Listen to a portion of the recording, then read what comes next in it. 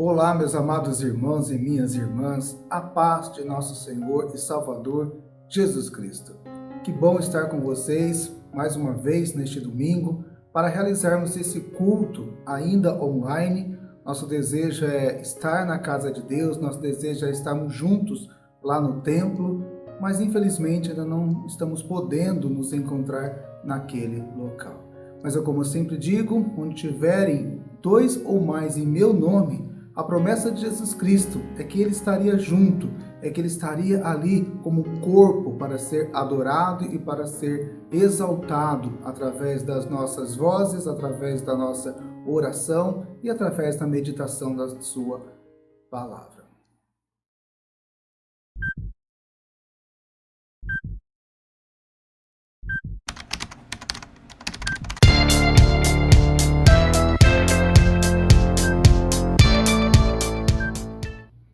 Hoje eu trouxe uma mensagem para todos e o tema da mensagem é como amar a Deus. Parece muito óbvia essa pergunta, mas é uma pergunta que a gente deve se fazer e olhar para nós mesmos, ver se estamos realmente amando a Deus. Pois o amor é tão importante que é o resumo de toda a lei do Antigo Testamento. Pois Jesus Cristo diz que se amarmos a Deus com todo o nosso entendimento, com toda a nossa força, amarmos o próximo como a nós mesmos, estaríamos cumprindo toda a lei, todos os profetas. Então é muito importante nós aprendermos a amar a Deus, é muito importante nós aprendermos a viver este amor que Deus tem por nós e também oferecer o nosso amor por Deus e por sua obra. Então vamos para isso fazer a leitura de 1 João, capítulo 2, dos versos de 15 a 17. Não amem o mundo nem as coisas que há nele. Se vocês amam o mundo, não amam a Deus, o Pai. Nada que é deste mundo vem do Pai. Os maus desejos da natureza humana, a vontade de ter o que agrada os olhos e o orgulho pelas coisas da vida. Tudo isso não vem do Pai, mas do mundo. E o mundo passa, com tudo aquilo que as pessoas cobiçam. Porém, aquele que faz a vontade de Deus vive para sempre. Queridos, uma vez Jesus, depois de ressurreto, depois de ter aparecido para os seus discípulos, fez uma pergunta muito importante para Pedro. Pedro tinha negado a Jesus por 3 vezes na noite em que Jesus foi entregue. Estava ali a multidão querendo saber o que estava acontecendo. E Jesus profetizou que Pedro negaria ele por 3 vezes antes que o galo cantasse. E foi exatamente isso que aconteceu. Mas depois, para restaurar a alma de Pedro, para restaurar as emoções de Pedro, Jesus perguntou por 3 vezes: Pedro, tu me amas? E as 3 vezes Pedro respondeu que sim, que ele amava o Senhor Jesus. E como foi a vida de Pedro? Como Pedro demonstrou no seu dia a dia que o amor não era apenas de palavras, que o amor não era simplesmente da boca para fora, mas o amor era expressado nas suas ações. E se analisarmos a vida de Pedro, Pedro viveu uma vida inteiramente para servir ao Senhor. Pedro viveu como um apóstolo de Jesus Cristo e ele viveu pela fé em Cristo Jesus e viveu, como diz o finalzinho do texto que nós lemos de 1 João capítulo 2, versículo 15, viveu em obediência a Deus, em servidão a Deus. Mas o que teve que fazer? Quais são os passos que todo ser humano que conhece a Jesus Cristo, todo ser humano que vive a fé em Cristo Jesus deve fazer? Então, Jesus faz a mesma pergunta para você hoje. Pedro, tu me amas? Então coloca o seu nome nessa frase. Maria, tu me amas? Aurora, tu me amas? Lázara, tu me amas? Janaína, tu me amas? Jane, tu me amas? E assim Jesus vai perguntando a todas as pessoas se elas realmente o amam. E qual é a sua resposta? O que você responde para Jesus quando ele pergunta se você tem este amor por ele? Se a resposta foi sim, Deus te abençoe. E agora, com esse sim, vamos aprender quais são os passos, o que nós precisamos fazer para demonstrar esse grande amor para com o nosso Deus. E baseado no texto que nós lemos, nós vamos meditar nestas coisas que acontecem com a nossa vida, que acontecem com o mundo e que nós precisamos aprender para amar a Jesus. Primeira coisa, meus queridos, vença sua própria natureza. Vença seus maus desejos. A palavra disse que os maus desejos da natureza humana não vêm do Pai, mas vêm do mundo. Por isso nós precisamos aprender, em primeiro lugar, a não amar o mundo. A primeira coisa é negativa: não ameis o mundo, nem as coisas que há nele. E aqui entenda por mundo, não o planeta Terra, não o planeta, os planetas e o universo, mas sim, nós devemos amar a Terra, devemos amar o nosso planeta. A palavra mundo aqui significa as coisas que aconteceram com o mundo depois da queda do homem, depois da desobediência do homem. Pois depois do pecado veio ganância, veio ira, veio muitas coisas, inveja, ciúmes, tantas coisas que atrapalharam e que afastaram o homem de Deus. Então, quando falar não ameis o mundo, é não amar estas coisas, não amar o pecado, e sim amar a Deus. Então, por que primeiro eu tenho que vencer os maus desejos da minha própria natureza? Porque a minha natureza é má, a minha natureza é pecaminosa. Quando eu vou fazer as coisas baseado na minha própria natureza, ela é enganadora, ela é cheia de concupiscência. Uma outra tradução fala que concupiscência da carne. E o que é essa concupiscência da carne? É justamente esse desejo que o ser humano tem de fazer o mal e de viver o mal. Nesse desejo ele tem que lutar todos os dias, pois a nossa carne milita, guerreia, batalha contra o nosso espírito, porque eles têm vontades opostas e têm desejos opostos. Por isso que Jesus Cristo diz, em primeiro lugar, aquele que quer vir após mim, negue-se a si mesmo e depois siga. Então, quando nós falamos que nós amamos a Jesus, quando nós falamos que nós amamos a sua palavra, nós estamos dizendo que deixamos a nossa natureza de lado, deixamos a nós mesmos de lado para viver Cristo em nós, para viver a fé que Cristo veio trazer aos nossos corações e aplicar à nossa vida. Então vença você mesmo. Nós somos o nosso primeiro e principal inimigo.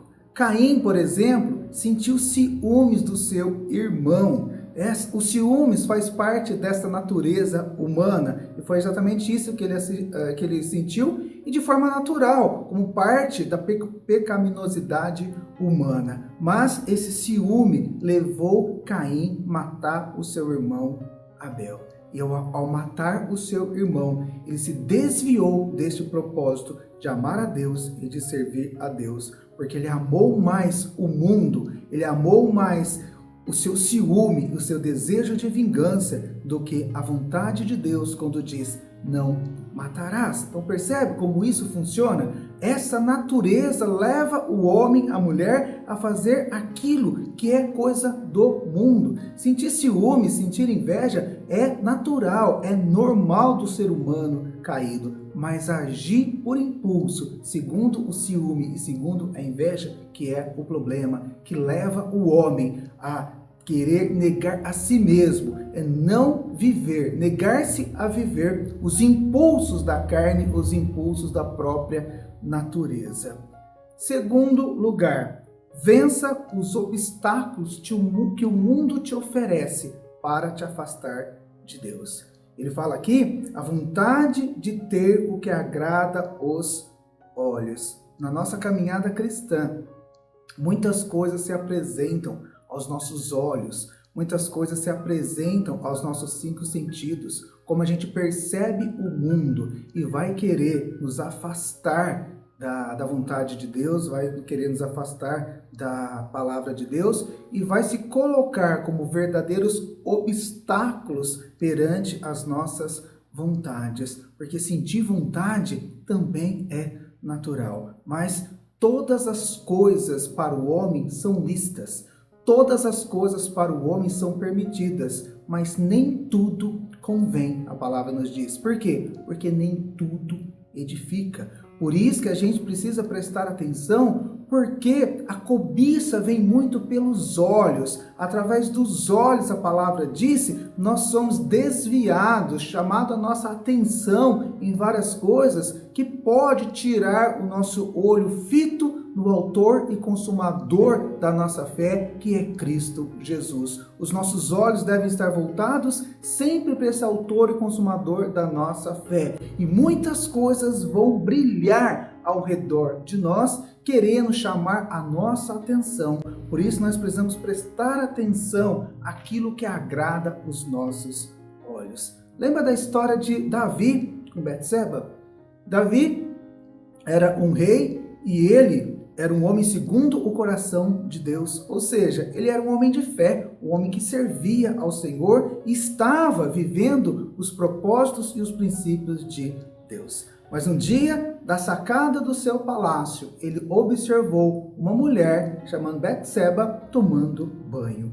Ele olhou, mas ele também desejou, ele quis, ele cobiçou aquela mulher através da sua visão, dos seus olhos. Os irmãos lembram da história?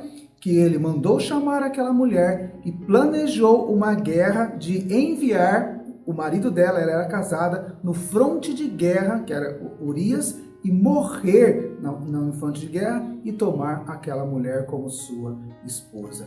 Vejam, olhar e frear os olhos é uma coisa, olhar, cobiçar, desejar. O próprio Jesus disse: se você olhar com intenções impuras para uma mulher, você já adulterou com ela. Veja o poder dos olhos. Por isso que a gente deve sempre olhar firmemente para Jesus, porque muitas coisas podem desviar a nossa atenção e se tornar verdadeiros obstáculos para o desejo também da alma humana de encontrar a Deus e de viver a vontade de Deus. Então vença estes obstáculos que o mundo coloca perante os seus olhos.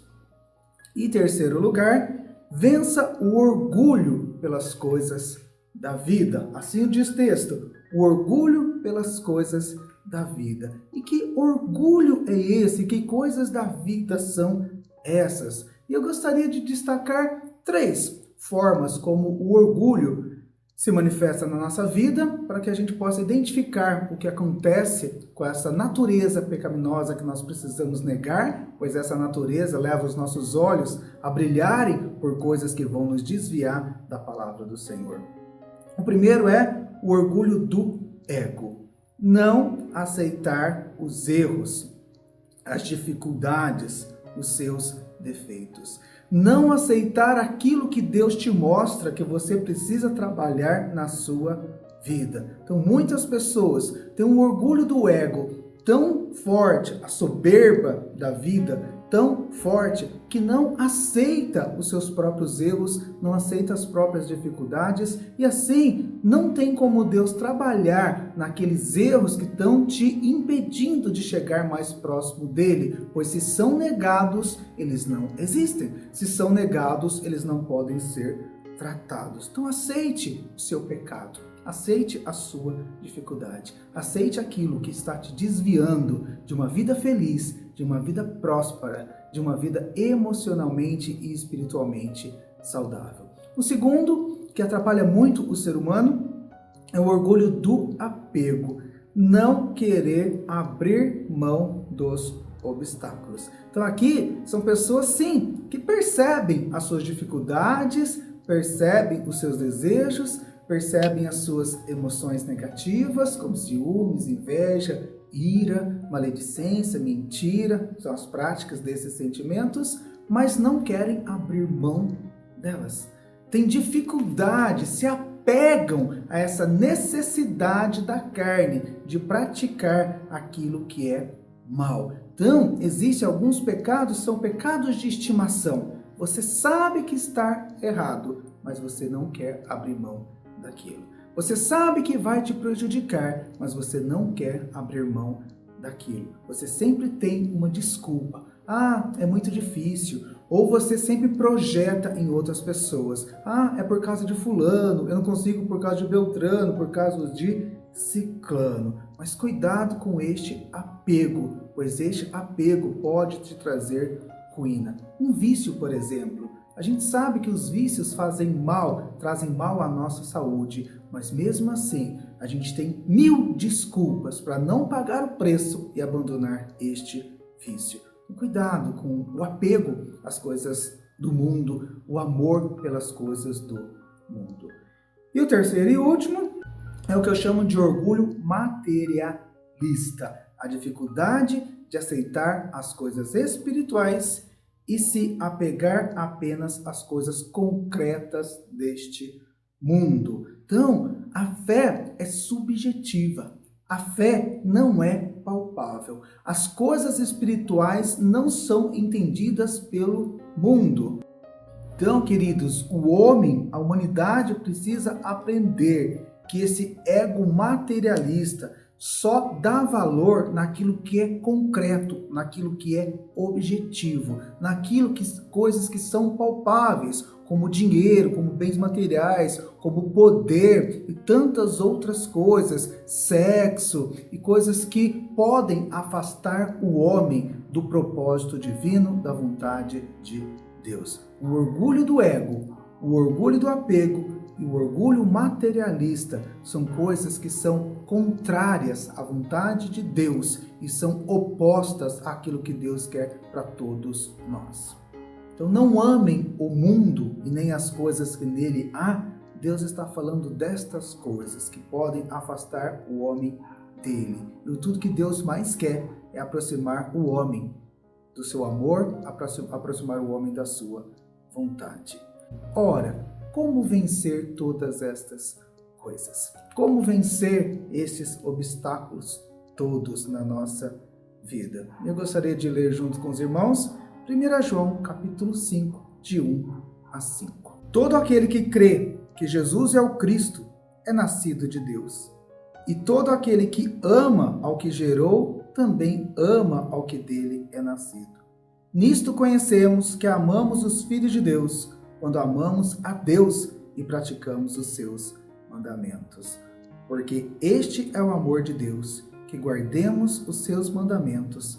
Ora, os seus mandamentos não são penosos, porque todo o que é nascido de Deus vence o mundo.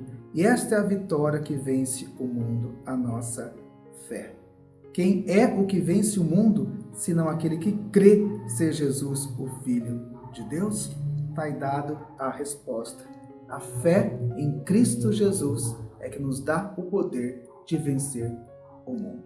Então, uma excelente vitória para você, meu amado, e que você realmente escolha amar a Deus, servir a Deus e deixando todas essas coisas do mundo, vencendo todas essas etapas por amor a Jesus. E eu tenho certeza que você vai ser muito mais completo, muito mais feliz do que aquilo que o mundo pode te oferecer. Um beijo no seu coração, um abraço forte na tua alma e que Jesus continue te abençoando, porque amando eu tenho certeza que Ele te ama. Amém.